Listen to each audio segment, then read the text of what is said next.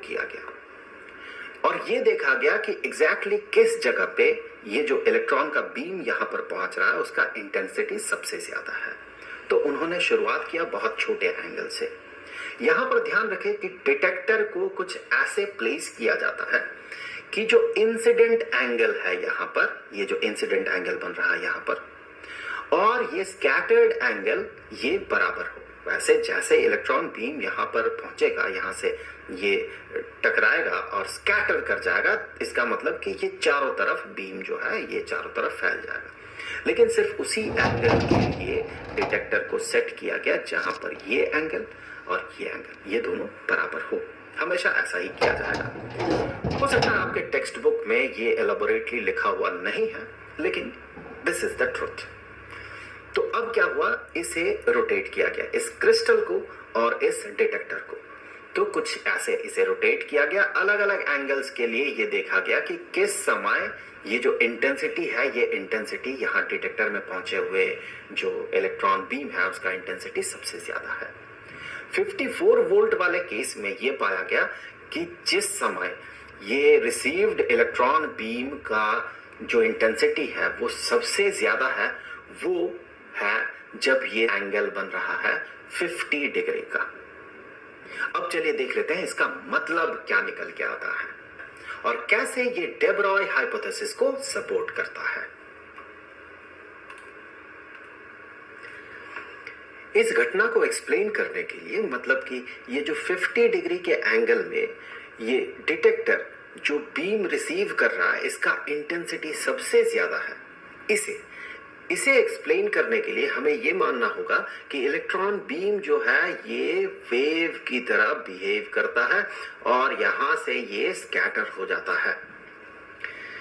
और साथ ही साथ हमें पता है कि एक क्रिस्टल में एटम्स जो है ये ऑर्डरली रहता है।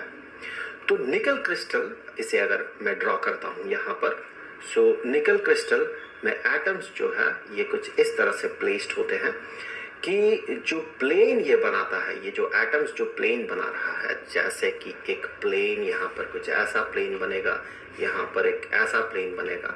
इन प्लेन्स के बीच का जो डिस्टेंस होता है, ये डिस्टेंस जिसे कि हम d से डिनोट करते हैं, ये होता है 0.91 एंगस्ट्रॉम। अब ये जो वेव आ रहा है, अगर इसे वेव की तरह हम ट्रीट करते हैं इलेक्ट्रॉन बीम को, तो ये जो वेव आ रहा है ये इस तरह से पहले लेयर से, इस वाले लेयर से रिफ्लेक्टेड होता है और कुछ पार्ट ये अंदर चला जाता है और अंदर वाले लेयर से रिफ्लेक्टेड होता है। दो वेव्स जो है ये इंटरफेयर करता है। कभी ये कंस्ट्रक्टिव इंटरफेरेंस बनाता है, कभी ये कंस्ट्रक्टिव इंटरफेरेंस नहीं बनाता है। जब इसमें कंस्ट्रक्टिव इंटरफेरेंस होता है तभी जाके ये जो इंटेंसिटी है ये मैक्सिमम बनता है। इसका मतलब ये जो 50 डिग्री वाला केस है, यहां पर कंस्ट्रक्टिव इंटरफेरेंस हो रहा है। तो यहां से अब हम ये कह सकते हैं कि ये जो वेव आ रहा है, इसे अगर हम रे से डिनोट करें, तो ये जो वेव आ रहा है ये पहले लेयर से रिफ्लेक्टेड हो रहा है और दूसरे लेयर से रिफ्लेक्टेड हो रहा। तो यहां से आया वेव, चलिए रे से डिनोट करते हैं, यहां से आया और ये ऐसे रिफ्लेक्टेड हो गया। ये एंगल जो है ये 50 डिग्री का बन रहा है। एक पार्ट जो है नीचे वाले लेयर से, इस नीचे वाले लेयर से रिफ्लेक्टेड हो रहा है और जो पाथ डिफरेंस है यहां पर, ये जो पाथ डिफरेंस होगा जो परपेंडिकुलर अगर ड्रॉप करते हैं तो यहां से लेके ये और यहां से लेके ये जो पाथ डिफरेंस है, इसी के कारण कंस्ट्रक्टिव इंटरफेरेंस हो रहा है।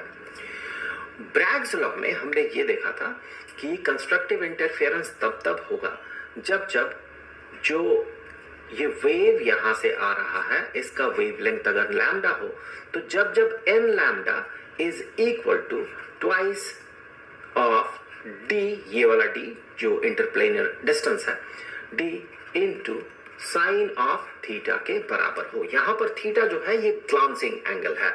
थीटा कौन सा एंगल है? ये वाला एंगल थीटा है ये, और इस एंगल को भी उसी के बराबर होना है, इस वाला एंगल को। तो ये है थीटा, ये है थीटा।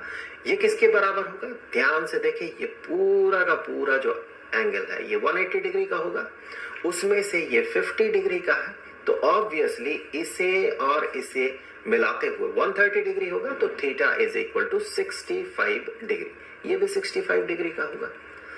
अब यहां पर चूंकि ये पहली बार कंस्ट्रक्टिव इंटरफेरेंस हो रहा है यहाँ, जब यहाँ लगभग 0 डिग्री से यहाँ डिटेक्टर को ऐसे यहाँ से घुमाया गया, इस तरह से डिटेक्टर को घुमाया गया, तो यहाँ पहली बार चूंकि कंस्ट्रक्टिव इंटरफेरेंस हो रहा, तो ये जो n है, इस n का वैल्यू जो होगा ये 1 होगा। मैं आपको बता दूं कि ये जो है ये ब्रैग्स लॉ है, ये हमने ब्रैग्स लॉ पढ़ते हुए देखा था। सो ये है ब्रैग्स लॉ। तो चूंकि n का वैल्यू इस केस में 1 है, तो हम यहां से इसी फॉर्मूला को कुछ ऐसे लिख सकते हैं कि लैम्डा, लैम्डा मतलब जो वेव आ रहा है उसका वेवलेंथ इज इक्वल